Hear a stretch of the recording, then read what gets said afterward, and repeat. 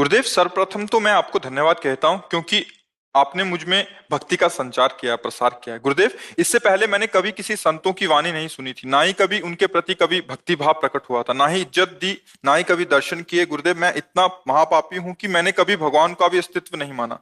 मैं पूरी तरह से नास्तिक था। मेरा पूर्ण जीवन आपके मेरे जीवन में आने से बदल गया। अब मैं रोज नाम जप करता हूं और अखंड नाम जप करने का भी प्रयास कर रहा हूँ। गुरुदेव, मेरा एक प्रश्न है कि मैंने आज तक जिन संतों के प्रति इज्जत भावना नहीं की, उनके प्रति मेरे मन में पाखंडी दोष उत्पन्न होते थे और भगवान का भी कभी अस्तित्व स्वीकार नहीं किया। गुरुदेव, क्या ये मेरा घोर अपराध क्षमा लायक है? क्या मेरा ये अपराध नष्ट करने के लिए मुझे क्या करना चाहिए, या मैं क्या करूं महाराज जी? अपराध नष्ट हो चुके हैं, तभी नाम में प्रीति हुई है। संत माता के समान हृदय या कई माताओं का मिलकर के हृदय समझ लो। जैसे आप माता को अशुद्ध शब्द भी बोल दो या उनको अपमानित कर दो, तो उनका हृदय यही चाहेगा कि आपको कभी चोट भी ना पहुंचे, आप सदैव स्वस्थ रहें। माँ का हृदय यही चाहेगा ना। ऐसे संतों का हृदय होता है। वास्तविक जो भगवान के मार्ग के पथिक होते हैं, उनकी जब कोई अवहेलना करता है, निंदा करता है, अपमान करता है, तो करत जे अनशहन निंदक तिन्हु पे अनुग्रह कियो, वो उन पे कृपा करते हैं, रोष नहीं करते हैं। जैसे कैलाश पर्वत से जब भगवान शिव ने देखा विभीषण जी को रावण ने लात मारी, और विभीषण जी ने हाथ जोड़कर कहा, तुम पितु सरिस भले ही मोहि मारा, राम भजे हित नाथ तुम्हारा। तो भगवान शिव बोल पड़े, उमा संत कह यही बड़ाई, मंद करत जो करे भलाई। देखो विभीषण संत है, उमा यही संत की महिमा है। वो लात मार रहा है, वो हाथ जोड़कर उपदेश कर रहे हैं कि राम भजे हित नाथ तुम्हारा। सब संतों को मन से प्रणाम करो, अंदर से। माता के समान कोई अपराध नहीं। संत बड़े कृपालु, अगर उनकी कृपा ना होती तो आज आपका भाव ना बदलता। नहीं बदल गया तो अपराधी का भाव नहीं बदला। आप अपराधी नहीं हैं, अपराधी का कभी भाव नहीं बदलता। इसका मतलब आपने जो भी आज तक किया, संतों ने माना ही नहीं, भगवान ने माना ही नहीं, तभी तो हमें रास्ता मिला। नहीं तो पापवंत कर सहज स्वभाव, भजन मूर्ति भावन काऊ, जो पे दुष्ट हृदय सोई हुई, मोरे सन्मुख आओ कि सोई। दुष्ट हृदय यहाँ थोड़ी आ सकता है, भगवान के या भगवत भक्तों के सामने थोड़ी है। वो तो कृपा पात्र आता है। कृपा हो गई, इसका मतलब सब क्लियर है, पीछे बराबर कर दिया। हम तो हम स्वर पापेभ्यो मोक्षयिष्यामि मां शुचा। भगवान का ये वचन सत्य हो रहा है कि वास्तविक मेरे द्वारा अपराध हुए, भगवान ने माना ही नहीं। उन्होंने कृपा कर हमें सतमार्ग दिया। अब ऐसे भगवान और ऐसे भगवान के भक्तों के चरणों में बार बार नमन, और हम दैन्य होकर अपने जीवन को सार्थक करें। बड़ी कृपा हुई जो आपने दुर्गति से अपने आप को कृपा करके बचा लिया। नहीं तो वैष्णव संतों के प्रति जो हमारी भावना नकारात्मक थी, वो हमारा नाश कर देती पक्का।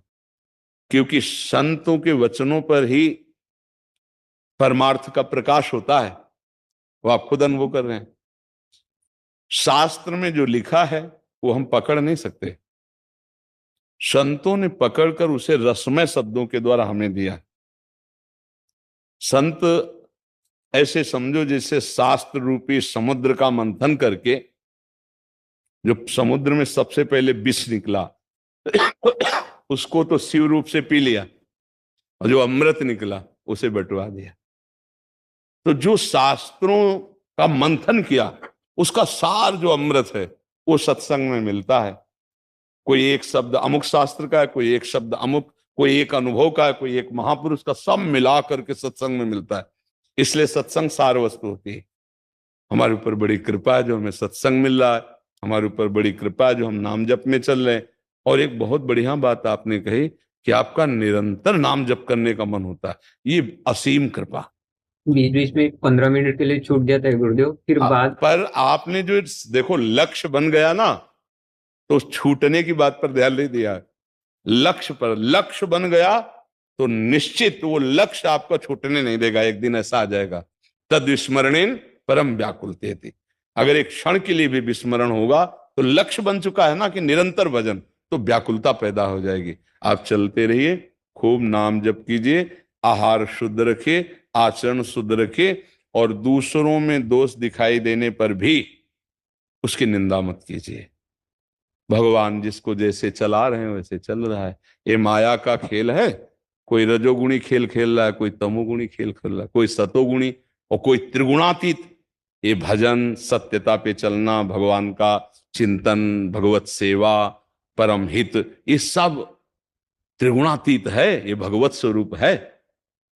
तो हमें चाहिए कि हम किसी की निंदा न करें। आज का सत्संग सुना था क्या? प्रारंभ से, प्रारंभ का मतलब होता 4:15 से। जैसे हम बैठे थे तो आज थोड़ा विलम्ब हो गया, तो हो सकता है 4:25 पे शुरू हुआ हो। थोड़ा विलम्ब हो गया था, हम बाहर गेट पे ही थे। हाँ, तो जब सत्संग कहीं सुनने को जब जैसे संतों को मिले ना, तो उसमें विलंब शब्द नहीं होना चाहिए।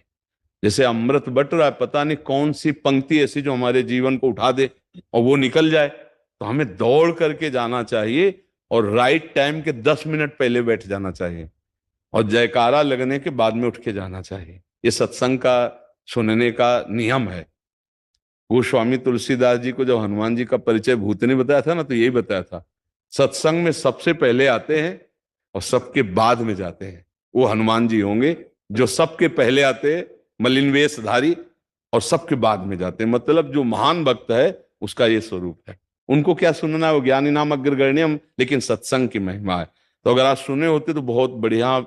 आज इसमें से किसी ने सुना आज का सत्संग? हाँ, उसमें सबसे बड़ी बात थी सहनशीलता। यदि आपको कोई गाली देता है, अपमान करता है, निंदा करता है, यद्यपि आप में सामर्थ्य है कि आप उसको दंड दे सकते हैं, लेकिन आप सह गए, तो आपको भगवान इतनी ऊंचाई पर चढ़ा देंगे, फिर कोई अपराध करेगा भी तो आपको गुस्सा नहीं आएगा। काम, क्रोध, लोभ आपको छू नहीं सकेंगे। ये अध्यात्म की सामर्थ्य है। ये शारीरिक बल नहीं काम करता, इसमें अध्यात्म बल काम करता है। तो अब जैसे कोई गलत है, हमें दिखाई दे रहा 100% गलत है, पर हमें यह मानना है कि ये माया के द्वारा प्रेरित है। हम उसकी निंदा करेंगे तो गंदगी अपने में लेंगे ना भैया। राधा राधा राधा। हाँ, अगर वो मित्र है, हमसे पूछता है, हमारा दोस्त है, तो हम उससे कह सकते हैं कि भाई देखो तुम गलत चल रहे हो, हमने संतों से सुना है, शास्त्र में सुना है, ऐसे आचरण करना गलत होता है। फिर भी नहीं मानता, तो हमें ना द्वेष करना है ना मित्रता करनी, हमें दूरी हट जाना चाहिए। जाके संग कुमति मति उपजे, करत भजन में भंग, तजो रिमन हरि विमुखन को संग। पर हम उसकी निंदा नहीं करेंगे। अगर निंदा करेंगे तो उसके जो पाप हैं वो हमारे ऊपर आ जाएंगे, हमारी बुद्धि मलिन हो जाएगी और वैसे ही आचरण वाले हम बन जाएंगे।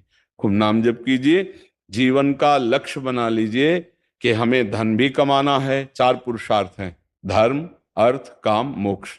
हमें धन भी कमाना है क्योंकि परिवार की सेवा करनी है, शरीर को चलाना है। धर्म से धन कमाना है जीने के लिए, और जीना है लक्ष्य के लिए। लक्ष्य है भगवत प्राप्ति, इसलिए हमें निरंतर भजन करना है। बस इतनी बात समझ में आ जाए ना, तो सब बात समझ में आ गई। जीने के लिए धन चाहिए, धन के लिए धर्म पूर्वक हम कमाई करेंगे। ये बात बहुत कम समझ में आती है। जीने के लिए धन चाहिए, सबको पता है। धर्म से युक्त जो अर्थ है वो आपको भगवान की प्राप्ति कराने में सहायक होगा।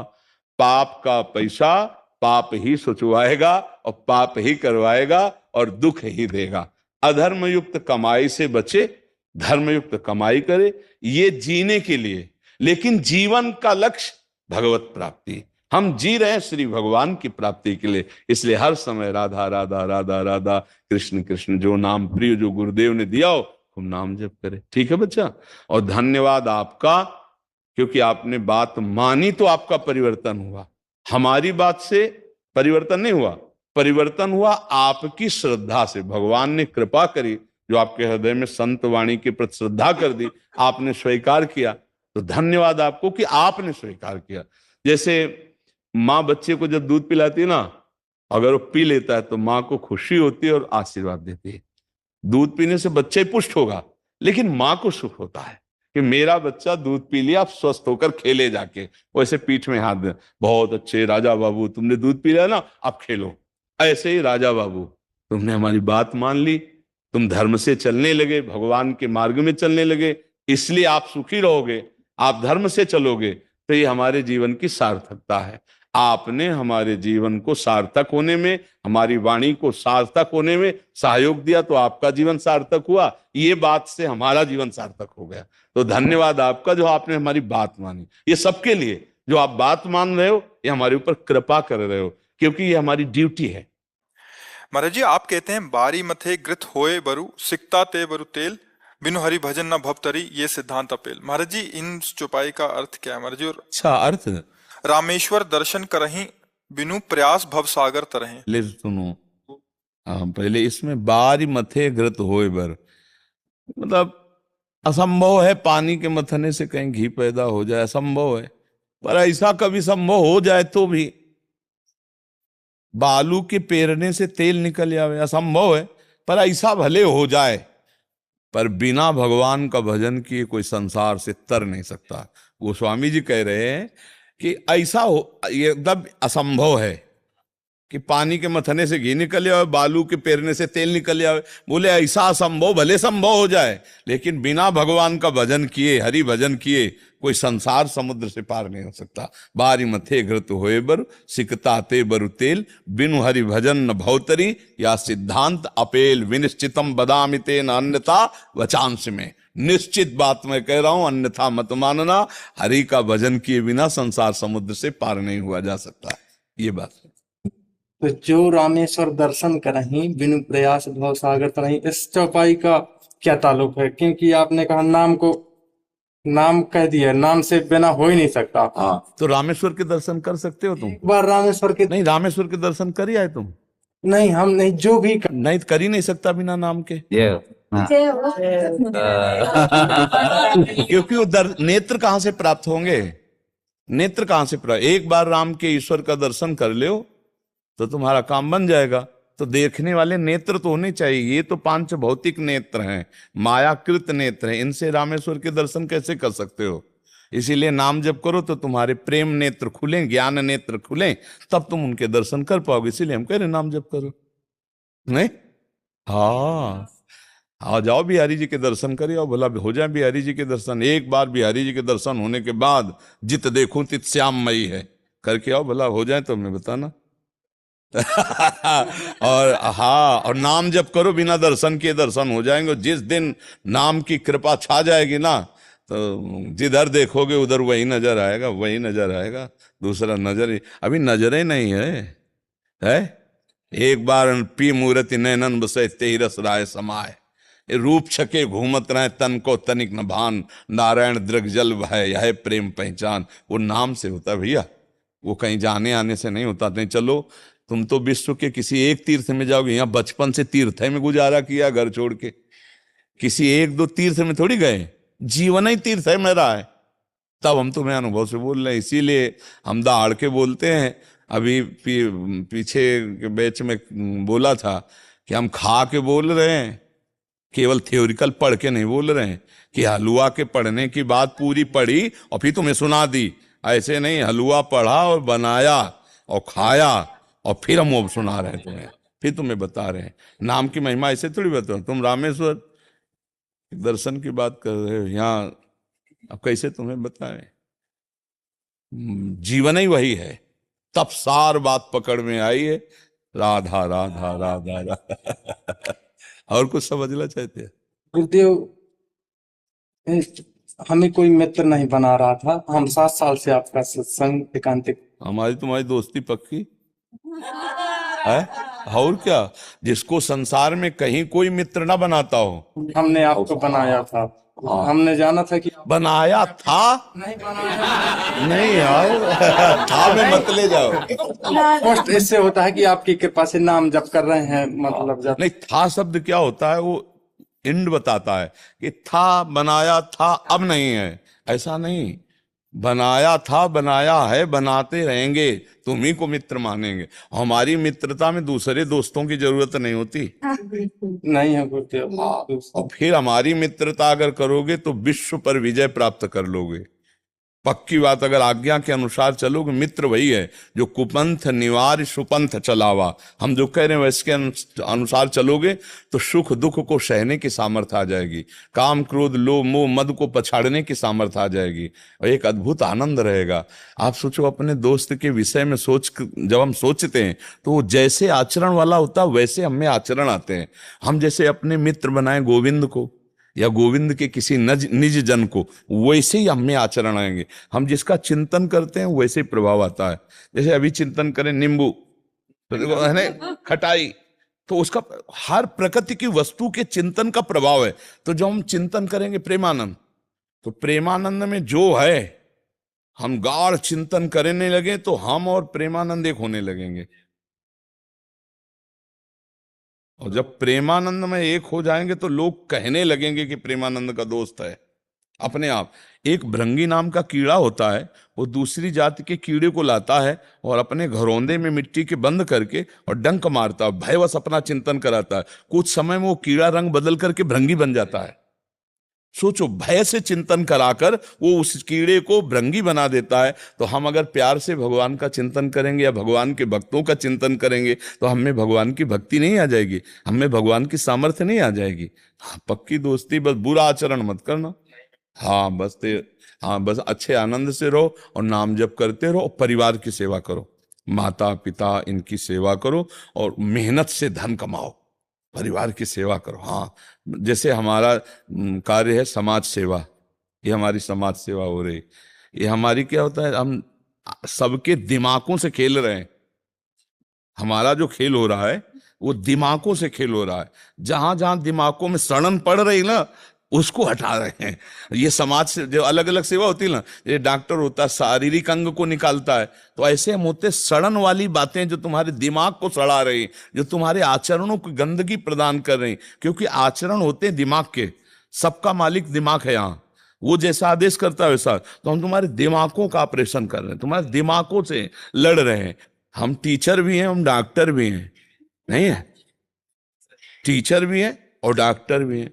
तुम्हारे मानसिक दिमाग में जो काम क्रोध लोभ, जिसको ये मानसिक दिमाग ठीक करने वाले, डिप्रेशन ठीक करने वाले, क्या कहते हैं, साइकोलॉजिस्ट। हाँ, वो भी नहीं ठीक कर पाएंगे, क्योंकि वो भी हमारी दृष्टि से वो भी बीमार है। काम क्रोध लोभ से वो बीमार है ना। हाँ बिल्कुल है। बीमार है ना, वो निष्कामी तो नहीं, जितेंद्री तो नहीं ना। तो वो जिनको ठीक करते हैं तो दवाइयों के द्वारा हम शुद्ध दिमाग में जो अशुद्धता भरी हुई है उसको दूर करते हैं। काम की, क्रोध की, लोभ की, मोह की, मद की, इनको दूर कर दे तो आप जानते हो क्या हो, आप भगवान के अंश हो, अर्थात भगवत स्वरूप हो। आप स्वयं भगवत स्वरूप हो, आपको किसी के आशीर्वाद की जरूरत नहीं। आप जब अपने को जान जाओगे ना, तो एक बार छोटा बच्चा शेर का भेड़ों के बीच में चला गया। अब वो भेड़ों को ही अपना परिवार मानने लगा, तो जैसे डंडा मारता भेड़ के, वैसे शेर के भी मारता। एक दिन एक शेर भेड़ों के खाने के लिए कूदा, तो देखा उसमें शेर का बच्चा। तो शेर ने कहा, हे तू यहां कैसे? बोले यही तो हमारा परिवार है। बोले नहीं यार, तू वो चीज है कि एक दाड़ मारेगा तो ना गड़रिया रुकेगा ना भेड़ रुकेगी। बोला नहीं नहीं, हम तो इसी के। बोले सरोवर के समीप गया, बोले देख मेरे जैसा तेरा रूप है? बोले हाँ। भेड़ जैसा तो नहीं ना, मेरे जैसा रूप? बोले हाँ। बोले देख मैं दहाड़ रहा हूं, अब तू दहाड़ हमारी स्वर से। जो दहाड़ा ऐसे वो दहाड़े, तो उसने कहा समझ रहा है तू, ये डंडे खा रहा है, गड़रिया के भेड़ों के बीच में रह रहा है। अरे तेरा आहार भेड़ है, तू देख सिंह है। ऐसे ही काम क्रोध लोभ मोह मद मत्सरी हमको गड़रिये की तरह पीट रहे हैं, और भोग में हम भेड़ बने हुए लगे हुए। कोई साधु महात्मा के दहाड़ा, हे भगवान का तू अंश है, भगवत स्वरूप, उठ खड़ा हो, देख तुझे कोई परास्त नहीं कर सकता। तो तुमको भी आएगी यार, बात तो सही है, मैं भगवान का अंश हूं, कहां फंसा था। तभी एकदम जागृति होती है, नहीं तो हम लोग कैसे फंसे हैं। हम बड़े दीनहीन मलिन छोटे छोटे विषयों के कीड़े हम बने हुए हैं, हम नहीं निकल सकते, हम तुम्हारे बिना नहीं जी सकते। अपने स्वरूप में आ, अभी सावधान हो जाओगे तो सब तुम्हारे गुलाम हो जाएंगे, सब तुम्हारे गुलाम। अभी तुमको सब गुलाम बनाए हुए थे, अब तू बादशाही कर। जाहिल चाहिए कमाओ कछ तुम संसार से। अरे बहुत ये आनंद का मार्ग, सच्ची मानिए। हाँ, चाह मिटी चिंता मिटी मनुआ बेपरवाह, जिनको कछु न चाहिए वो साहन के साह। परमात्मा आनंद। देखो इसमें छल कपट द्वंद रुपया पैसा ताकत कोई प्रयोग नहीं है, कोई प्रयोग नहीं। ये केवल कनेक्शन है। कनेक्शन इधर से हटा के परमात्मा की तरफ लगा दो। High power, high voltage, high power, जिस पावर से पावरवान होकर के फिर कोई परास्त नहीं कर सकता। अभी कनेक्शन हमारा प्रभु से हट करके माया में हो गया है। काम क्रोध लोभ मोह जो आता है थपड़िया के चला देता है। जेल भरी है, पूरी जेल भरी, मनोरंजन के कारण ही तो जेल भरी। मन ने कहा ऐसा करना है, वैसा कर दिया तो पूरी जेल भरी इसी में भरी है। मन को कंट्रोल कर लेते तो काहे को दुर्दशा होती। आज पूरा जीवन बर्बाद हो गया, न परिवार के रहे न मनोरंजन कर पाए। थोड़ी सी गलती, थोड़ा सा काम क्रोध लोभ का अपना प्रभाव जेल में पहुंचा दिया। इसलिए हमें लगता है कि हमको मनुष्य जीवन मिला है, हम भगवान के अंश हैं, हमको इन भेड़ों से नहीं डरना है, काम क्रोध लोभ मोह मद मत्सर। थोड़ा जागृति करो। आपको मनुष्य शरीर दुर्लभ देह मिली है, आप भगवान के बच्चे हो, आप भगवान के जो चाहो कर सकते हो, जो चाहो कर सकते हो, जो चाहो कर सकते हो। तुम में अपार शाम मृत्यु का भय खत्म हो जाए ना तो कुछ नहीं है, कहीं कुछ नहीं है। केवल भेड़िए की तरह डरवा रहे हैं हमको, काम क्रोध लोभ मोह मद मत्सर। हम भगवान के अंश हैं, नाम जप करके और बड़ी मस्ती से निकल जाओगे, बड़ी मस्ती से निकल। देखो कैसी दुर्दशा है, दूसरों का मांस खा रहे हैं, पराई बहन बेटियों की तरफ गंदी दृष्टि, जानवरों की तरह बर्ताव कर, मतलब देखो ना कितना गिरा दिया इन नीच काम क्रोध ने। जैसे अपनी बहन है ऐसे दूसरे की बहन है। वो छोटी बच्चियों को उठा ले गए, बलात्कार किया, मार डाला, ऐसे आचरण के तेल डाल के आग लगा दी। तुम सोचो, तुम एक दिया सलाई लगा के अपने देखो, यहाँ तुमने पूरा शरीर उसका रौंदा, इसके बाद जला दिया। कैसा तुम्हारे अंदर राक्षस ऊपर सवार होकर महाराज जी फिर बाद में पछतावा भी करते हैं, हमें क्या कर रोते हैं महाराज। जेलों में देखा पुलिस वाले हमको रोते, बड़े बड़े लोगों को रोते देखा महाराज जी। तो एक बार गलती हो गया, आप क्षमा तो हो ही नहीं सकता। हाँ बिल्कुल बिल्कुल बात सही है। फिर महाराज जी फिर माफी नहीं दे सकते, क्योंकि कानून में फंस गए तो फंस गए, फिर बिल्कुल फिर जिंदगी भर सड़ो जेल में, जवानी पूरी जेल में निकल गई। इसीलिए हम कह रहे माइंड को अगर हम शुद्ध कर लिए। खास करके हमारे छोटे छोटे बच्चे हैं ना, जो वे बिल्कुल ही 14-15 साल के बच्चे हैं, माँ बाप ने बड़े बड़े मोबाइल लेके दे दिए उनको, ठीक है, फिर हम देखते हैं गंदी बातें और फिर वो गंदा प्रे वही जो आजकल हमारे नशे चले हुए हैं, टीके लगाते हैं बच्चे, इतने इतने बुरे। पंजाब चले जाओ, हमारे जम्मू कश्मीर में चले जाओ, अभी थोड़ा प्रभाव पड़ा हुआ है, लेकिन महाराज जी जो नई पीढ़ी है ना बिल्कुल ही चोरियां कर रहे हैं। वैसे हम हर एकांतिक में घुमा फिरा के हम ये चर्चा कर ही देते हैं कि हमारी बात लाखों तक पहुंचती है तो हमारे भाईजन सुने, अपने बच्चों को संभाले, नौजवान। वैसे काफी परिवर्तन भी हो रहा है, खास करके आपका काफी परिवर्तन हो रहा है। नौजवान भाई लोग आपकी वार्तालाप की वजह से बहुत हो रहा है। हमारा बेटा जर्मनी में है, वो आपकी सुन के ही वो वहां पे रह पा रहा है। वो बोल रहा है कि मैं महाराज जी की ही सुनता हूँ और उन्हीं की सारी स्मरण करता हूँ, सारी बातें। हम श्री जी से बस यही प्रार्थना की कि जब तक जीवन है तब तक ऐसा कुछ होता रहे कि हमारे जो विश्व के जन हैं वो थोड़ा सतमार्ग को समझें, बुरे आचरणों से बचें। देखो छोटी सी अगर गलती हो गई और वो ओपन हो गई और कानून के शिकंजे में फंस गया तो जीवन बर्बाद हो जाता है। आप कह रहे हैं कि उनको रोते हुए देखा महाराज जी कि एक बार गलती हो गई, अब गलती का जब क्या हो गई है वो तो बिल्कुल रजिस्टर्ड है, तो भोगना पड़ेगा। महाराज जी आपकी जो छोटी छोटी रील्स है ना, तो जो साधक जन है उसको कटिंग करके इंस्टाग्राम फेसबुक या यूट्यूब आदि पे डालते हैं, तो उससे महाराज जी आज क्योंकि हम बाहर लोगों से मिलते हैं, काफी नई पीढ़ियां जो बच्चे आते हैं उनमें परिवर्तन है महाराज जी।